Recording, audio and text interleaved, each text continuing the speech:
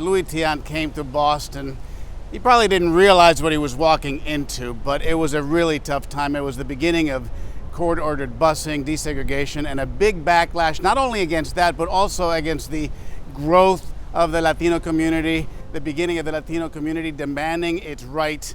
And he walked into this situation that was, by all accounts and history will verify, it was a nasty time in Boston. 70s Boston, we weren't terribly acquainted with too many Latins regardless of the profession, including baseball. The busing and everything else, and being from the South. So I knew, I had a feeling, not completely in his shoes, but I was part of his shoes. And I knew I had some feeling just like he did. But you know what? It didn't bother us. I mean, it bothers us, but we didn't take it on the field.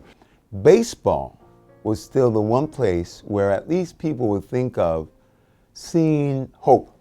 But those of us who were here in the 1970s, in the beginning of the 1970s, who would see somebody like a Louis Tiant, who would be able to galvanize the city around him. Remember in '73, I think he won 21 games? I mean, he was a star pitcher. He became absolutely adored by the fans. The same folks who be demonstrating against busing would be cheering for him on the mound. And he softened the edges of the backlash.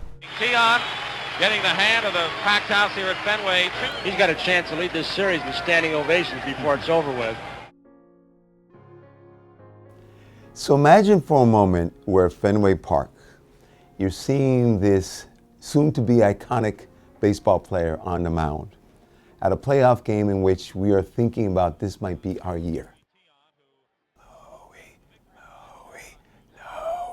Louis, Louis, Louis. The whole stadium was chanting, Louis, Louis, Louis. And who's the Louis? Luis Tiant. People started calling him El Tiante. I can't tell you how proud we were. We all basked in his glory. People are still saying Louis, Louis. Even when he's out there at the Cuban sandwich place, they say the same thing, Louis, because that's what they know him. What he did in the '75 World Series is a memory that will endure forever with a lot of us. Louis Tiant, despite his broken English and the smoke and the cigars in the shop, he was the glue in the clubhouse that held that team together. The charisma, the Fu Manchu, the way he turned his back, so he was an entertainer. He was somebody who had his own personality, his own idiosyncrasies.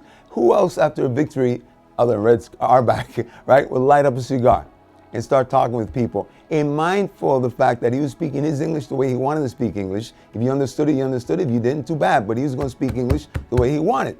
And through the presence of his personality, through his skill on the mound, and just being what we say in Spanish, un buena gente, un tipo súper simpático.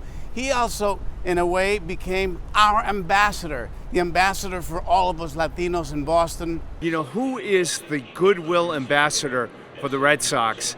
Who epitomizes that more now than El Tiante, Louis Tiant? I mean, he's a thread that connects so many generations of fans here. But Luis Tiant, you know, an iconic figure, a great human being, and somebody to this day that I think all of us in Boston revere and think of as being the height of what we want as a ball player for our city.